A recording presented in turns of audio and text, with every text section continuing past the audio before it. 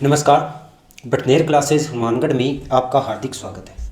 अपनी बात कर रहे थे आज़ाद हिंद फौज के बारे में और बेकोंग सम्मेलन में आज़ाद हिंद फौज की विधिवत स्थापना हो चुकी थी। इसके आगे का भाग अपने आज करने वाले हैं। अच्छा, बेकोंग सम्मेलन में आज़ाद हिंद फौज की स्थापना तो हो गई, लेकिन कुछ कारणों से ये जल्दी ही भंग हो गई।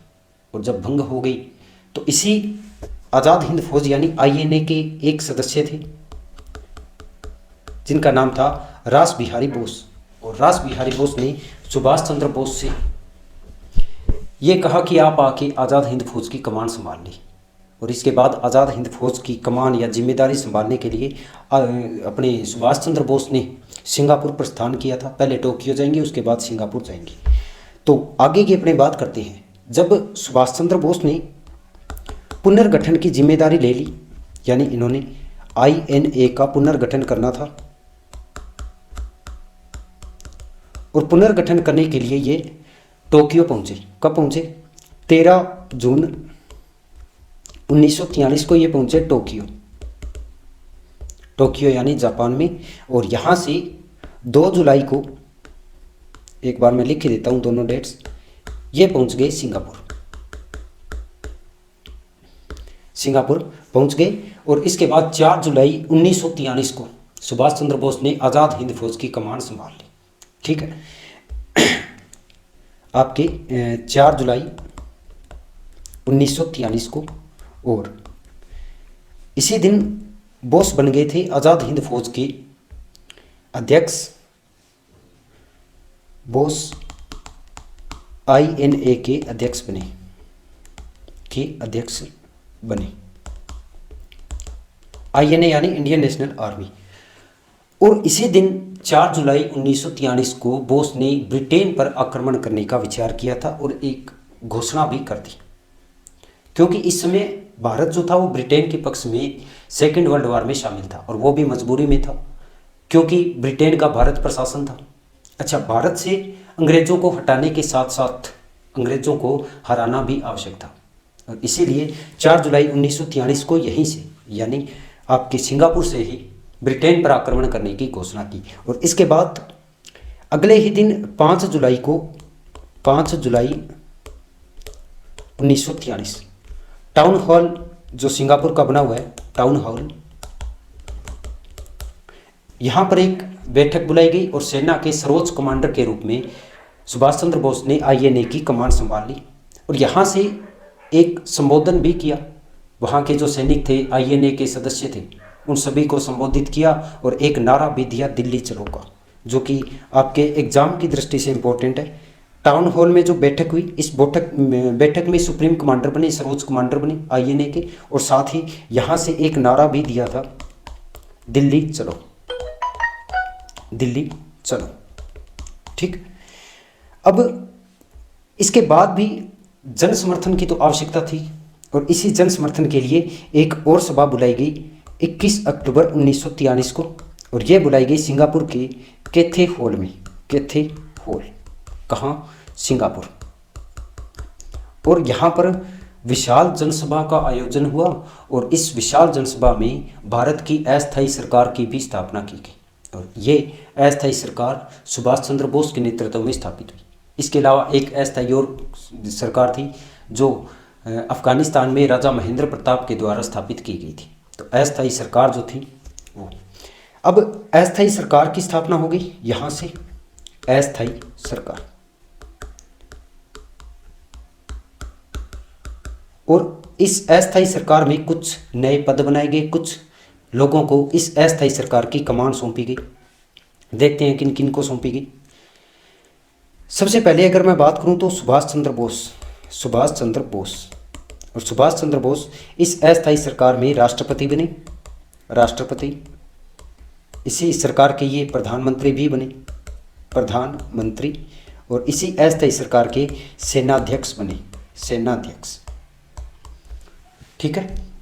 अच्छा, इसके बाद अगर मैं बात करूं वित्त विभाग किसको सौंपा गया? वित्त विभाग, इस अस्थायी सरकार में वित्त विभाग सौंपा गया SC चटर्जी को, SC चटर्जी। ठीक है। इसके बाद प्रचार विभाग, यह भी इंपॉर्टेंट था। तो प्रचार विभाग सौंपा गया S.A. अय्यर को। और इसी INA में कुछ महिला संगठनों की भी स्थापना हुई थी, महिला ब्रिगेड भी बनाई गई थी। तो महिला संगठन जो थे ये सौंपे गए थे लक्ष्मी स्वामीनाथन को। लक्ष्मी स्वामीनाथन, लक्ष्मी स्वामीनाथन, इनको इस INA के महिला संगठन के अध्यक्ष बनाए गए। अच्छा, इस सरकार को विश्व के कुल 8 देशों ने मान्यता भी दी थी। कितने देश? 8 देशों ने मान्यता दी थी इस सरकार को। किन किनों ने मान्यता दी थी उनके मैं नाम लिख देता हूँ। 8 देश जिन्होंने मान्यता दी थी, मान्यता दी। और ये आपके 8 देश में सबसे पहले जापान, क्योंकि जापान में इस संगठन की INA की या अस्थायी सरकार की स्थापना हुई है। और दूसरा देश जर्मनी, जो कि जर्मनी और जापान ये धुरी राष्ट्रों में शामिल थे। इसके अलावा इटली भी इनके साथ ही शामिल था। चीन ने भी इस INA की अस्थायी सरकार को मान्यता दी थी। इसके अलावा कोरिया, यानी मुख्य मुख्य देश जर्मनी, जापान, इटली और चीन तो है ही। इसके अलावा कोरिया, फिलीपींस, इसके अलावा एक माचुको और एक आयरलैंड। तो इन कुल 8 देशों ने इस अस्थायी सरकार को मान्यता दी थी। अब भारत की अस्थायी सरकार की भी स्थापना हो चुकी है, INA की एक सेना भी बन चुकी है और धुरी राष्ट्रों की तरफ से युद्ध में भी भाग लेने की घोषणा कर दी। और सबसे पहले जो घोषणा हुई वो ब्रिटेन और अमेरिका के विरुद्ध होगी। ब्रिटेन से युद्ध करने की घोषणा तो पहले ही हो चुकी है, इसमें अमेरिका को भी शामिल किया गया। तो अगर मैं बात करूँ युद्ध की घोषणा, तो युद्ध की घोषणा जो होगी वो होगी 25 अक्टूबर 1943 को। और किन किन के विरुद्ध होगी? 1 नंबर पर ब्रिटेन और दूसरा ब्रिटेन का प्रमुख सहयोगी या मित्र राष्ट्रों का प्रमुख देश अमेरिका। ठीक है, इन दोनों के विरुद्ध युद्ध की घोषणा कर दी। अच्छा, इसी समय अगर मैं बात करूं सेकेंड विश्व युद्ध में, द्वितीय विश्व युद्ध में क्या कुछ हुआ था, तो जापान ने अंडमान और निकोबार द्वीप समूह पर अधिकार कर लिया। और जापान में ही जब INA की सरकार बनी, जापान को भी ये लगा कि अगर ब्रिटेन के विरोधी कोई ताकतें जो भारत में हैं वो अगर हमारे साथ मिलती है तो इसमें हमारा भी फायदा है। और इसीलिए जापान ने अपने जीते हुए 2 क्षेत्र अंडमान और निकोबार द्वीप समूह ये INA को सौंप दिए। INA ने इन द्वीप समूह पर अधिकार कर लिया और इनके नाम भी चेंज किए गए, शहीद और स्वराज द्वीप। तो ये सारी की सारी जो बातें हैं ये यहाँ में कर लेते हैं एक बार। जापान ने अधिकार कर लिया अंडमान और निकोबार द्वीप समूह पर, अंडमान व निकोबार। इन द्वीप समूह पर अधिकार किसका था? जापान का था। अच्छा, ये दोनों सौंप दिए अब INA को।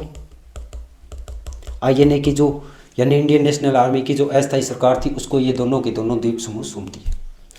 INA ने इन पर अधिकार किया और अधिकार करने के बाद इनके नाम भी चेंज किए और नाम रखे थे इसमें इन्होंने अंडमान का नाम रखा था शहीद द्वीप और निकोबार का नाम रखा स्वराज द्वीप। ठीक है, तो ये INA के द्वारा कुछ कार्य किए गए। अच्छा, इसके अलावा INA की कुछ ब्रिगेड बनाई गई, अलग अलग सैन्य टुकड़ी बनाई गई, उनके कुछ नाम अपने देख लेते हैं। ठीक है, INA की ब्रिगेड ये भी इम्पोर्टेंट है। और सबसे पहले अगर मैं 1 नंबर पे बात करूं, 1 नंबर पे महात्मा गांधी ब्रिगेड बनाई गई। हालांकि महात्मा गांधी के साथ इनका मतभेद त्रिपुरी अधिवेशन में हो गया था, लेकिन राष्ट्रहित के आगे मतभेद इतना मायने नहीं रखता, वो समय आने पे बुला देना चाहिए अगर राष्ट्रहित की बात हो, व्यक्तिगत हित न देखें। अगर मैं बात करूं महात्मा गांधी ब्रिगेड, ये 1 नंबर थी, महात्मा गांधी ब्रिगेड। ठीक, इसके अलावा दूसरी जो ब्रिगेड वो बनाई गई अबुल कलाम आज़ाद ब्रिगेड। कांग्रेस के जो सबसे युवा नेता थे ना, युवा नेता या युवा अध्यक्ष भी इनको बोल सकते हैं, अबुल कलाम आज़ाद ब्रिगेड। ठीक, तीसरी बनाई गई जवाहरलाल नेहरू ब्रिगेड। नेहरू जी के साथ भी इनका मित्रता का व्यवहार था, जवाहरलाल नेहरू। और जब ऑल इंडिया इंडिपेंडेंस लीग की भी स्थापना हुई थी उस समय भी ये प्रमुख सहयोगी थे नेहरू जी के। ठीक है।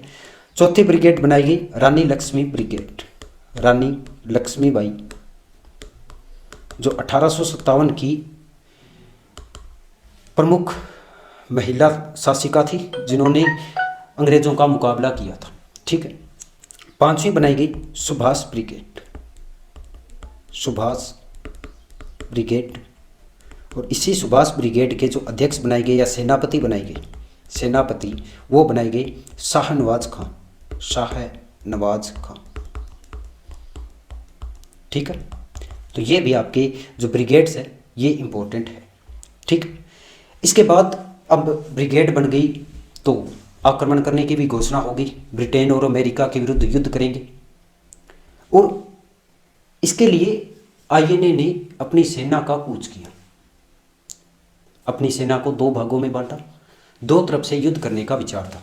आईएनए की सेना, दो सेना बनाई गई। सबसे पहले मैं लिखूंगा एक सेना के बारे में, दूसरा फिर। ये जो सेना एक नंबर थी इसको भेजा गया रंगून, यानी रंगून साइड से इसने आक्रमण किया था और जनवरी 1944 में। ठीक। एक दूसरी सेना भी बनाई गई, सेना 2, और इसने आक्रमण किया था अराकान से, अराकान, और इसने आक्रमण किया था फरवरी 1944। और ब्रिटिश सेना बड़ी असमंजस की स्थिति में आ गई कि कौन सी सेना का सामना करे। एक बार आक्रमण कर दिया भागे भागे, दूसरी साइड कर दिया भागे भागे, और ब्रिटिश सेना का भी पता ही नहीं था कि कितनी और सेना है या अलग अलग स्थानों से युद्ध करने पड़ेंगे। इस अराकान वाली सेना ने ब्रिटिश सेना को पराजित भी किया था। मार्च में ब्रिटिश सेना पराजित हो गई, ब्रिटिश सेना पराजित। और ब्रिटिश सेना को पराजित करने के बाद एक स्थान आता है मणिपुर का मोरांग स्थान। इसी सेना ने मोरांग में, और मोरांग है आपका मणिपुर, मणिपुर में भारत का ध्वज फहराया, भारत का ध्वज फहराया। और ये जो घटना है ये है आपकी 14 अप्रैल 1944 की। ठीक है। यानी एक प्रकार से कह सकते हैं कि रंगून से आपके अराकान से जो आक्रमण हुआ था, इस आक्रमण में सुभाष चंद्र बोस ने या उनकी सेनाओं ने विजय प्राप्त की थी और भारत पर अधिकार करने का प्रयास किया था। इसके बाद अगली जो महत्वपूर्ण घटना थी वो थी 6 जुलाई 1944 की, 6 जुलाई 1944। और एक रेडियो स्टेशन का नाम था Rangoon radio station, Rangoon radio station.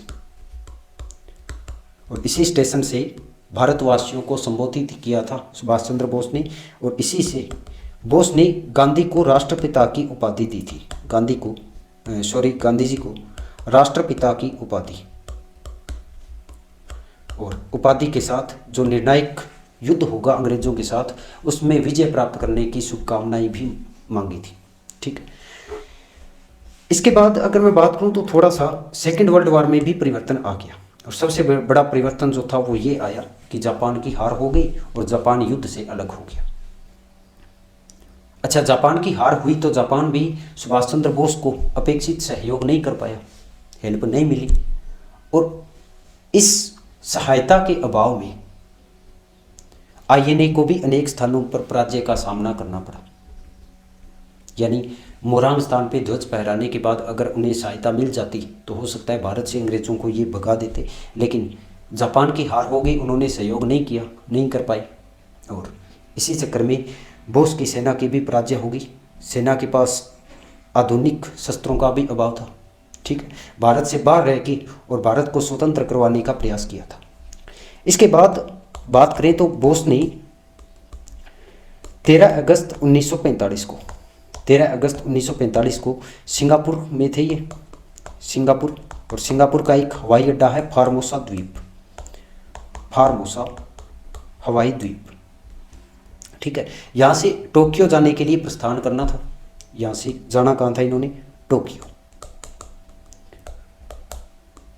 और फार्मोसा में बात है 18 अगस्त 1945 को, 18 अगस्त 1945 को एक तो सुभाष चंद्र बोस और एक इनके सहयोगी थे हबीबुर रहमान।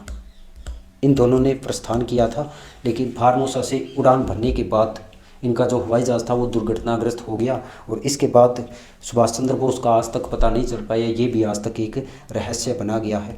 ठीक है, इसके बाद अगर INA की बात करें तो INA से संबंधित एक चीज़ और आती है, वो है INA का मुकदमा, यानी इंडियन नेशनल आर्मी का मुकदमा।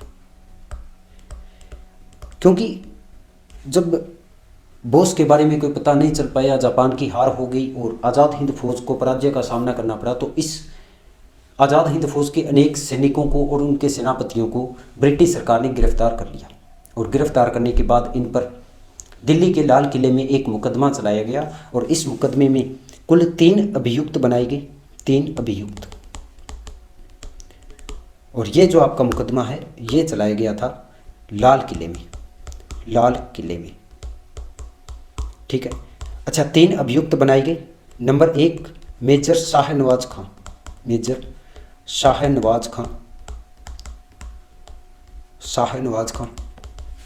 दूसरे बनाए गए कर्नल प्रेम सहगल।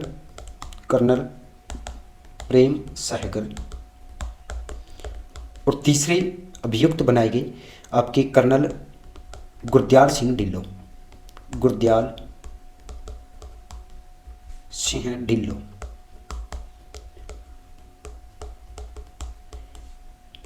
इन पर ये मुकदमा चलाया गया। अच्छा, इस समय INA के प्रति पूरे देश में सहानुभूति थी और अलग अलग धर्मों की यानी विभिन्न संप्रदायों की भी आपसी सहानुभूति थी, क्योंकि इनमें शाहनवाज खां मुस्लिम धर्म से संबंधित थे, प्रेम सहगल हिंदू और गुरदयाल सिंह ढिल्लों आपके सिख संप्रदाय से संबंधित थे। तो सभी देशवासियों की इनके प्रति एक सहानुभूति भी थी और ये प्रयास किया जा रहा था कि इनके जो मुकदमे हैं वो हटा लिए जाए। अच्छा, जनता ने जब इस प्रकार की भावनाएं व्यक्त की तो उस समय कांग्रेस ने भी एक बचाव समिति का निर्माण किया था और इस बचाव समिति के अध्यक्ष थे आपके भूलाभाई देसाई और उनके साथ कुछ अन्य वकील भी थे। तो मैं यहाँ लिख देता हूँ, कांग्रेस के द्वारा इन INA के लोगों को बचाने के लिए एक बचाव समिति बनाई गई, बचाव समिति। और इस बचाव समिति में अगर मैं बात करूं अध्यक्ष या नेतृत्वकर्ता, मुख्य अध्यक्ष कौन थे तो वो थे आपके भूलाभाई देसाई। ठीक, इसके अलावा अन्य सदस्य कौन थे तो एक थे आपके तेज बहादुर सप्रू, एक थे आपके जवाहरलाल नेहरू, एक थे आपके अरुणा आसफ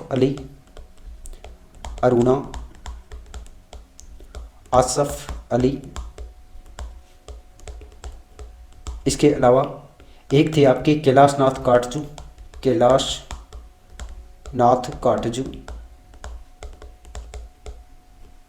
और इसके अलावा कुछ अन्य लोग भी इसमें शामिल थे। अच्छा, सरकार ने जब ये लाल किले का मुकदमा चलाया तो इन 3 अभियुक्त बना के इनको फांसी की सज़ा सुनाई गई। अब पूरे देश में इस सज़ा का विरोध किया गया, नारे लगाए गए कि लाल किला तोड़ दो, INA के सदस्यों को छोड़ दो।